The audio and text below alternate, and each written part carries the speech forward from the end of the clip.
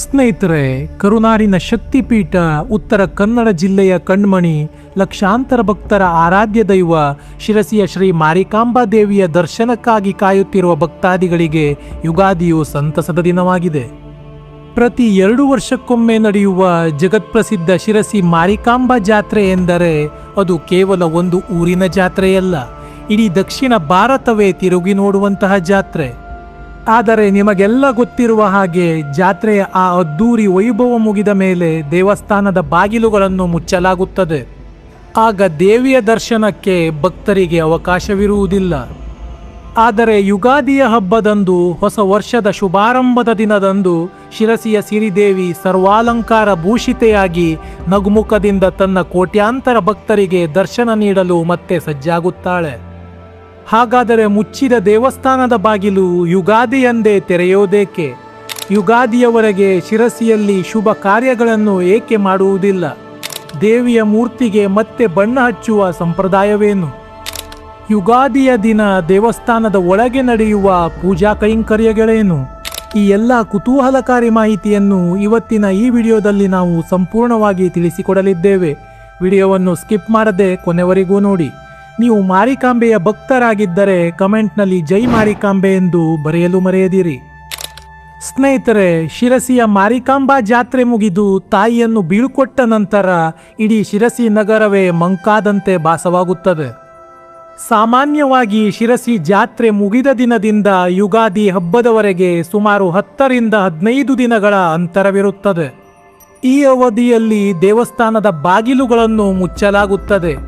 ಈ ಸಮಯದಲ್ಲಿ ದೇವಿಯು ವಿಶ್ರಾಂತಿ ಪಡೆಯುತ್ತಾಳೆ ಎಂಬುದು ಭಕ್ತರ ನಂಬಿಕೆ.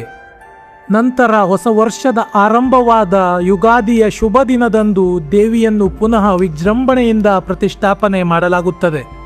ಇಲ್ಲಿ ಒಂದು ವಿಶಿಷ್ಟವಾದ ಸಂಪ್ರದಾಯವಿದೆ, ಅದೇ ಅಂಕೆ ಹಾಕುವುದು. ಜಾತ್ರಾ ಪೂರ್ವದಲ್ಲಿ ದೇವಿಗೆ ಅಂಕೆ ಹಾಕಿದ ದಿನದಿಂದ ಹಿಡಿದು ಯುಗಾದಿ ಹಬ್ಬದವರೆಗೂ ಶಿರಸಿಯ ಸೀಮೆಯಲ್ಲಿ, ಅಂದರೆ ಮಾರಿಕಾಂಬಾ ದೇವಿಯ ಆಡಳಿತಕ್ಕೆ ಒಳಪಟ್ಟ ವ್ಯಾಪ್ತಿಯಲ್ಲಿ ಯಾವುದೇ ಶುಭ ಕಾರ್ಯಗಳನ್ನು ಕೈಗೊಳ್ಳಲಾಗುವುದಿಲ್ಲ. ಮದುವೆ, ಮುಂಜಿ, ಗೃಹ ಪ್ರವೇಶ, ಹೊಸ ವಾಹನ ಖರೀದಿ ಮುಂತಾದ ಯಾವುದೇ ಮಂಗಳ ಕಾರ್ಯಗಳನ್ನು ಶಿರಸಿಯ ಜನರು ಈ ಅವಧಿಯಲ್ಲಿ ಮಾಡುವುದಿಲ್ಲ. ಇದು ದೇವಿಯ ಮೇಲಿರುವ ಭಯ, ಭಕ್ತಿ ಮತ್ತು ಅನಾದಿ ಕಾಲದಿಂದಲೂ ನಡೆದುಕೊಂಡು ಬಂದಿರುವ ಶಿಸ್ತು. ತಾಯಿ ವಿಶ್ರಾಂತಿಯಲ್ಲಿರುವಾಗ ತಾಯಿಯ ದರ್ಶನವಿಲ್ಲದೆ ನಾವು ಯಾವುದೇ ಶುಭ ಕಾರ್ಯಗಳನ್ನು ಮಾಡುವುದಿಲ್ಲ ಎಂಬುದು ಶಿರಸಿಗರ ಅಚಲ ಭಕ್ತಿಗೆ ಸಾಕ್ಷಿಯಾಗಿದೆ. 2 ವರ್ಷಕ್ಕೊಮ್ಮೆ ನಡೆಯುವ ಮಹಾಜಾತ್ರೆಯ ಎಲ್ಲ ವಿಧಿವಿಧಾನಗಳು ಪೂರ್ಣಗೊಂಡ ನಂತರ ದೇವಿಯ ಮೂರ್ತಿಗೆ ಇನ್ನೊಮ್ಮೆ ಬಣ್ಣ ಮಾಡಿ ಹೊಸದಾಗಿ ಕಂಗೊಳಿಸುವಂತೆ ಮಾಡಲಾಗುತ್ತದೆ. ಇದು ಅತ್ಯಂತ ಸೂಕ್ಷ್ಮ ಹಾಗೂ ಭಕ್ತಿಪೂರ್ವಕವಾದ ಕಾರ್ಯವಾಗಿದ್ದು, ಕುಶಲಕರ್ಮಿಗಳು ಶ್ರದ್ಧೆ, ಭಕ್ತಿ ಮತ್ತು ಮಡಿಯಿಂದ ದೇವಿಯ ಮೂರ್ತಿಗೆ ಬಣ್ಣವನ್ನು ಲೇಪಿಸಿ ತಾಯಿಯ ಮುಖದಲ್ಲಿ ಆ ದೈವಿಕ ತೇಜಸ್ಸನ್ನು ಮತ್ತು ಕರುಣೆಯ ನೋಟವನ್ನು ಅರಳಿಸುತ್ತಾರೆ. ಬಣ್ಣದ ಕೆಲಸ ಮುಗಿದ ಮೇಲೆ ದೇವಿಯನ್ನು ಮತ್ತೆ ಗರ್ಭಗುಡಿಯಲ್ಲಿ ವಿದ್ಯುಕ್ತವಾಗಿ ಪ್ರತಿಷ್ಠಾಪಿಸಲು ಸಕಲ ಸಿದ್ಧತೆಗಳು ಶುರುವಾಗುತ್ತದೆ. ಈ ಪ್ರತಿಷ್ಠಾಪನಾ ಕಾರ್ಯವು ಸಾಮಾನ್ಯವಾದದ್ದಲ್ಲ. ಯುಗಾದಿಯ ಪುಣ್ಯ ದಿನದಂದು ತಲೆತಲಾಂತರದಿಂದ ಈ ಜವಾಬ್ದಾರಿಯನ್ನು ಹೊತ್ತುಕೊಂಡು ಬಂದಿರುವ ಬಾಬುದಾರ್ ಕುಟುಂಬದವರು ಈ ಧಾರ್ಮಿಕ ಕಾರ್ಯಕ್ರಮಗಳ ಮುಂದಾಳತ್ವವನ್ನು ವಹಿಸುತ್ತಾರೆ. ದೇವಸ್ಥಾನದ ಒಳಾಂಗಣದಲ್ಲಿ ಈ ದಿನ ವೇದ ಮಂತ್ರಗಳ ಘೋಷ ಮೊಳಗುತ್ತದೆ. ಇನ್ನು ಈ ವರ್ಷಕ್ಕೆ ಬಂದರೆ ಇದೇ ಮಾರ್ಚ್ 19, 2026 ಗುರುವಾರದಂದು ಮುಂಜಾನೆಯಿಂದ ದೇವಿಯ ಪ್ರತಿಷ್ಠಾಪನಾ ಕಾರ್ಯಕ್ರಮಗಳು ನೆರವೇರಲಿದೆ. ಬೆಳಗಿನ ಜಾವದಲ್ಲಿಯೇ ದೇವಸ್ಥಾನದಲ್ಲಿ ಬಾಬ್ದಾರ್ ಕುಟುಂಬದವರಿಂದ ಮತ್ತು ಪ್ರಧಾನ ಅರ್ಚಕರಿಂದ ಅತ್ಯಂತ ಕಟ್ಟುನಿಟ್ಟಿನ ವೈದಿಕ ಹಾಗೂ ಧಾರ್ಮಿಕ ಕಾರ್ಯಕ್ರಮಗಳು ಆರಂಭವಾಗುತ್ತವೆ. ಇಡೀ ವಾತಾವರಣವು ಕರ್ಪೂರದ ಘಮ, ಹೋಮದ ಹೊಗೆ ಮತ್ತು ವೇದ ಮಂತ್ರಗಳ ಪಠಣದಿಂದ ಪುನೀತವಾಗುತ್ತದೆ. ಈ ಗುರುವಾರ ಮುಂಜಾನೆ 7:59ಕ್ಕೆ ಸರಿಯಾಗಿ ಸರ್ವಾಲಂಕಾರ ಭೂಷಿತೆಯಾದ ಶಿರಸಿಯ ಸಿರಿದೇವಿ ಶ್ರೀ ಮಾರಿಕಾಂಬೆಯನ್ನು ವಿದ್ಯುಕ್ತವಾಗಿ ಗರ್ಭಗುಡಿಯಲ್ಲಿ ಪ್ರತಿಷ್ಠಾಪಿಸಲಾಗುತ್ತದೆ. ಈ ಮೂಲಕ ತಾಯಿ ಭಕ್ತರ ಸೇವೆ ಸ್ವೀಕರಿಸಲು ಹೊಸ ವರ್ಷದ ಆದಿಯಂದು ಮತ್ತೆ ಸಿಂಹಾಸನವೇರುತ್ತಾಳೆ. ಇದೇ ದಿನ ಬೆಳಿಗ್ಗೆ 9:30 ನಂತರ ಭಕ್ತಾದಿಗಳಿಗೆ ಎಂದಿನಂತೆ ಪೂಜಾ ಸೇವೆಗಳನ್ನು ಸಲ್ಲಿಸಲು ಅವಕಾಶ ಮಾಡಿಕೊಡಲಾಗುತ್ತದೆ. ಇಷ್ಟು ದಿನಗಳಿಂದ ತಾಯಿಯ ದರ್ಶನಕ್ಕಾಗಿ ಚಾತಕ ಪಕ್ಷಿಯಂತೆ ಕಾಯುತ್ತಿದ್ದ ಭಕ್ತ ಸಾಗರವು ಯುಗಾದಿಯ ದಿನದಿಂದ ಎಂದಿನಂತೆ ದೇವಿಯ ದರ್ಶನವನ್ನು ಪಡೆಯಬಹುದು. ಅಷ್ಟೇ ಅಲ್ಲದೆ ಮಧ್ಯಾಹ್ನ 12 ಗಂಟೆಯ ನಂತರ ದೇವಸ್ಥಾನದ ವತಿಯಿಂದ ಸಹಸ್ರಾರು ಭಕ್ತರಿಗೆ ಅನ್ನ ಸಂತರ್ಪಣೆಯನ್ನು ಸಹ ಏರ್ಪಡಿಸಲಾಗಿದೆ. ಸ್ನೇಹಿತರೆ, ಶಿರಸಿಯಲ್ಲಿ ಯುಗಾದಿ ಎಂದರೆ ಕೇವಲ ಬೇವು ಬೆಲ್ಲ ತಿನ್ನುವುದು ಮತ್ತು ದೇವಿಯ ದರ್ಶನ ಪಡೆಯುವುದು ಮಾತ್ರವಲ್ಲ. ಇಲ್ಲಿನ ಯುಗಾದಿಯ ಆಚರಣೆಗೆ ಒಂದು ಅದ್ಭುತವಾದ ಇತಿಹಾಸವಿದೆ.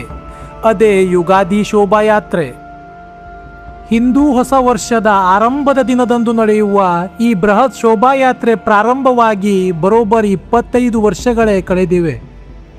ಅನೇಕ ವರ್ಷಗಳ ಹಿಂದೆ ಶಿರಸಿಯ ಯುವಕರು ಮತ್ತು ಭಕ್ತಾದಿಗಳು ಸೇರಿ ಆರಂಭಿಸಿದ ಈ ಶೋಭಾಯಾತ್ರೆ ಇಂದು ರಾಜ್ಯಾದ್ಯಂತ ಮನೆಮಾತಾಗಿದೆ. ಅಂದು ಇಡೀ ಶಿರಸಿ ನಗರವೇ ಕೇಸರಿಮಯವಾಗಿರುತ್ತದೆ. ಎಲ್ಲಿ ನೋಡಿದರೂ ತಳಿರು ತೋರಣಗಳು ಮತ್ತು ರಂಗೋಲಿಗಳು. ಮಧ್ಯಾಹ್ನದಿಂದಲೇ ರಸ್ತೆಗಳಲ್ಲಿ ಜನಸಾಗರ ಹರಿದು ಬರುತ್ತದೆ. ಈ ಯಾತ್ರೆಯು ಪ್ರಮುಖವಾಗಿ ಹೊಸಪೇಟೆ ರಸ್ತೆ, ದೇವಿಕೆರೆ, ಬಸ್ ನಿಲ್ದಾಣ ಮತ್ತು ಶಿವಾಜಿ ಚೌಕದ ಮೂಲಕ ಸಾಗಿ ಮಾರಿಗುಡಿಯನ್ನು ತಲುಪುತ್ತದೆ. ಈ ಶೋಭಾಯಾತ್ರೆಯಲ್ಲಿ ನಮ್ಮ ಹಿಂದೂ ಧರ್ಮದ ಇತಿಹಾಸವನ್ನು ಮತ್ತು ಪುರಾಣದ ಕಥೆಗಳನ್ನು ಸಾರುವ ಅತ್ಯದ್ಭುತವಾದ ಸ್ತಬ್ಧ ಚಿತ್ರಗಳನ್ನು ಪ್ರದರ್ಶಿಸಲಾಗುತ್ತದೆ. ಇದರ ಜೊತೆಗೆ ಡೊಳ್ಳು ಕುಣಿತ, ವೀರಗಾಸೆ, ಕೀಲುಕುದುರೆ, ಹುಲಿವೇಷ, ನಾಸಿಕ್ ಡೋಲ್ಗಳ ಅಬ್ಬರ ಮುಗಿಲು ಮುಟ್ಟುತ್ತದೆ. ಶಿರಸಿಯ ಈ ಶೋಭಾಯಾತ್ರೆಯ ಯಶಸ್ಸನ್ನು ನೋಡಿಯೇ ಇಂದು ರಾಜ್ಯದ ಬೇರೆ ಬೇರೆ ನಗರಗಳಲ್ಲಿಯೂ ಯುಗಾದಿ ಶೋಭಾಯಾತ್ರೆಗಳನ್ನು ಮಾಡುವ ಸಂಪ್ರದಾಯ ಶುರುವಾಗಿದೆ ಎಂದರೆ ತಪ್ಪಾಗಲಾರದು.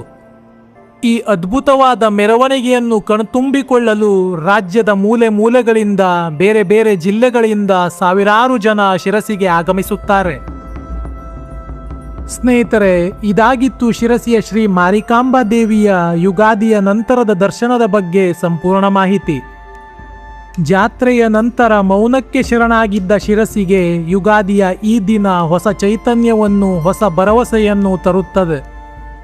ಶಿರಸಿಯ ಮಾರಿಕಾಂಬೆ ನಮ್ಮೆಲ್ಲರ ಬದುಕಿನ ಕಷ್ಟಗಳನ್ನು ದೂರ ಮಾಡಿ ಈ ಹೊಸ ವರ್ಷದಲ್ಲಿ ಎಲ್ಲರಿಗೂ ಸುಖ, ಶಾಂತಿ, ನೆಮ್ಮದಿ ಕರುಣಿಸಲಿ. ನಿಮಗೆ ಈ ವಿಡಿಯೋ ಇಷ್ಟವಾಗಿದ್ದರೆ ದಯವಿಟ್ಟು ಲೈಕ್ ಮಾಡಿ, ನಿಮ್ಮ ಕುಟುಂಬದವರು ಮತ್ತು ಸ್ನೇಹಿತರೊಂದಿಗೆ ಈ ವಿಡಿಯೋವನ್ನು ಶೇರ್ ಮಾಡಿ.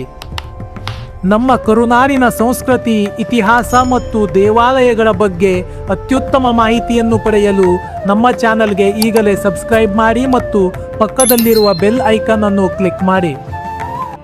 ನೀವು ಶಿರಸಿಯ ಮಾರಿಕಾಂಬೆಯ ನಿಜವಾದ ಭಕ್ತರಾಗಿದ್ದಲ್ಲಿ ಜೈ ಶ್ರೀ ಮಾರಿಕಾಂಬೆ ಎಂದು ಕಾಮೆಂಟ್ ಮಾಡಿ. ಮುಂದಿನ ವಿಡಿಯೋದಲ್ಲಿ ಮತ್ತೊಂದು ಆಸಕ್ತಿದಾಯಕ ಮಾಹಿತಿಯೊಂದಿಗೆ ಮತ್ತೆ ಸಿಗೋಣ. ನಮಸ್ಕಾರ.